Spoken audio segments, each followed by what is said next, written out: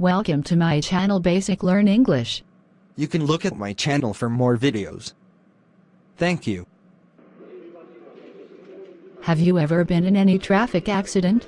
Yes, 3 years ago. What happened? I was hit by a car while crossing the road. How did you feel then? I felt really terrible because of my injuries. Who was involved in the accident? The car driver, his family inside the car, and me.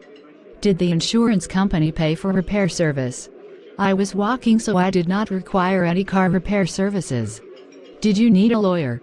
I hurt my lower back just a little, so I didn't call a lawyer.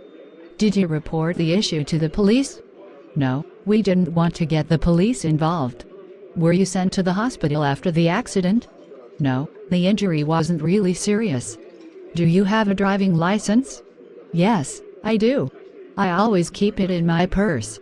Why should people obey traffic regulations? To protect themselves and others.